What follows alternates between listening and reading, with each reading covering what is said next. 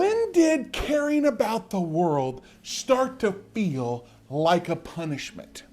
You know, there's this town crier who comes through here every few days. He's a good man with a loud voice, and he stands on the corner and reads every proclamation, talks about every conflict, every dragon attack, every calamity from here to the outer kingdoms to places I've never even heard of before.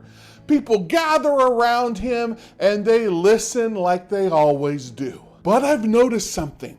The people who stand around and listen the longest, it seems like they are feeling much heavier than when they first got there. Like all of this news became the whole sky and they forgot that there was even ground at their feet. We're gonna have to leave the other guy behind for a little while in this video, partially because the topic deserves it, and also you can't doom scroll on a scroll. My name is Doc, and I'm a leadership professor who has been teaching for over 10 years. And this channel, The Guiding Lantern, exists because I believe some of the best lessons about life and leadership don't come from a lecture hall. Here's what nobody told you about staying informed. You opened your phone to check the news for just a minute, just to stay informed. And somewhere out there, an hour passed. You closed the app feeling worse, more anxious, more tired, but also somehow not done yet. Like you hadn't actually learned anything that you could use. You just absorbed a bunch of weight. That feeling has a name now, and we call it doom scrolling, but I honestly think that the name undersells what it does to us. Because it's not just about the scrolling itself, it's about what happens when the information load never stops and none of it expects you to do anything but keep on reading over and over. Click the next thing, tap the next thing. Your brain was not built for this. It was built for a world where bad news meant something nearby was dangerous and you needed to act quickly. The problem is this news cycle, it never actually ends. There's no resolution. There's no moment where the threat passes. So your threat detection system just stays on, and that costs you a lot. And here's the part that should actually concern you. It's not just the algorithms that are keeping you there. There's this social layer to it now, and that's what really bothers me. Somewhere along the way, being anxious about the world became a signal that you care. And being unbothered, having a good day, laughing at something, enjoying your life, started to feel almost suspicious. Like somehow, if you're not stressed about it, you must actually not care. I want to push back on that hard. Because what that framework actually does is turn dread into a virtue. It tells you that carrying this low-grade sense of doom is actually proof that you have a conscience. And once you believe that, once stress starts to feel like a responsibility, it becomes almost impossible to put your phone down without feeling guilty. If that is you, you are not being informed. You are being held hostage. Our brains are wired to pay more attention to threats than to good news. It kept our ancestors alive.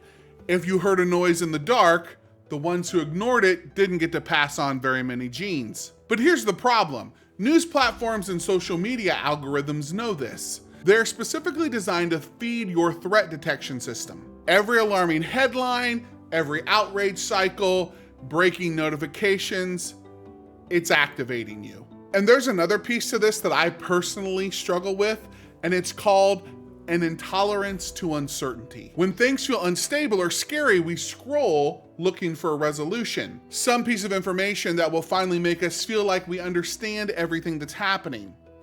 But that feed never resolves. There's always another story, so you keep going. You're not weak because of this, you're human. Knowing this doesn't fix it though, but it does mean you can stop blaming yourself and start being intentional instead.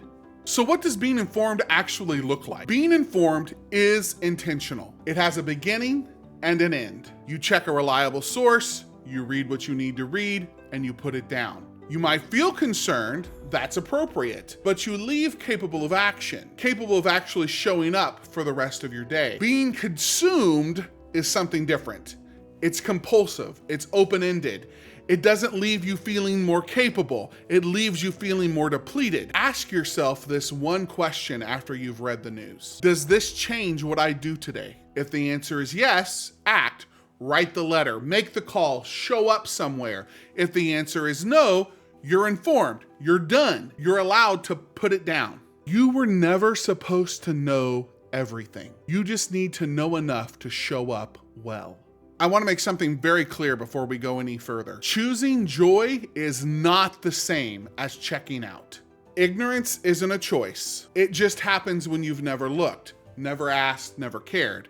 That's not what I'm talking about. We're not talking about ignorance here. Joy is active, and joy comes out of you with full knowledge of knowing what's going on out there in the world. You decide, eyes open, that today you're going to be present at dinner. You're going to laugh at something ridiculous. Yes, the storms of life are real, but you've also decided that you're going to build what you're going to build while it passes. And it is something that you have to practice every single day. Joy is not a retreat from the world. In a lot of ways, it's actually the most defiant, rebellious act that you can choose. I've been thinking about this other video that I watched on YouTube recently. A guy is having the best day of his life. Sunshine, good sleep. He found a cool stick that looked like a magic wand, and somebody pulled him into a conversation about everything that was wrong with the world. And by the end of it, he'd lost his stick. That sounds funny, and it kind of is, but it's also devastating because the stick was real. The sunshine was real. The good night's sleep was real. It's not trivial. All of those things are a texture of life being lived well. Noticing small delights is not childish. Enjoying a cup of coffee, being charmed by something small, a ridiculous joke, a song that hits. It's not avoiding what's bad in the world. The world is relentlessly optimized to keep you anxious and scrolling. Choosing to notice beauty is an act of resilience. Here's what a consumed life actually costs you. When you were standing at the corner listening to the town crier for hours, while you were reading all the comments and absorbing the latest catastrophe, someone in your life is waiting for you.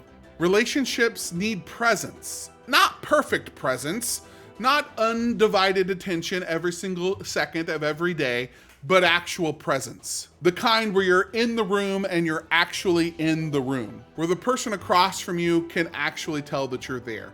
And I'm guilty of this too. The work that you're called to do, it needs it too. The things that you're trying to build, whether it's a skill, a project, a business, a family, a life, writing a cool Dungeons and Dragons campaign, they require your actual attention, not the attention that's left over after the scroll. But the moment right now in front of you, the conversations, the meals, the sunsets, the page that you've been meaning to write, that won't wait. It's yours to take right now. And you only get it once. I am not here to tell you to delete your apps and go off the grid. That's not realistic, and honestly, it's not the point.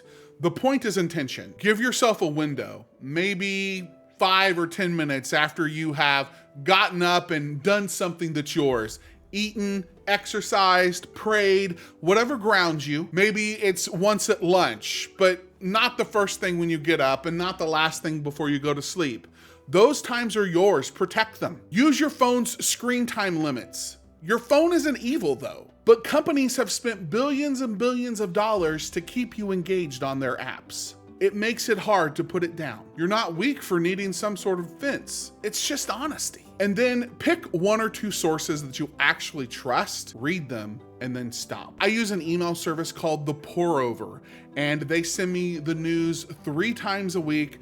It takes me about 5 minutes to read it through, and then I'm done. That's what I recommend that you do. If there's some major immediate catastrophe that needs your attention, you'll know about it. You're not gonna not know just because you decide to only read the news 3 times a week. And here's the kicker. The people who actually change the hard things, they're not the ones drowning in dread. They're grounded and they have something to protect, something they're building, something that matters to them, something that gets them out of bed. And their engagement with the hard things in the world flows from that foundation, not the other way around. You don't build a life worth living by consuming every single threat to it. You build it by building it, by showing up for people in front of you, by doing the work that you're called to do, by choosing again and again and again and again to be present in your actual life. This is what responsibility actually looks like. If you're consumed, you've got opinions about everything and energy for none of it. That's the trade that you're making without realizing it. An informed person knows what matters, acts when they can, and guards the rest of their life fiercely. The world is full of people who are perpetually aware of what's wrong. What it's short on is people who are present enough, grounded enough, and whole enough to actually do something about it. The town crier still comes through.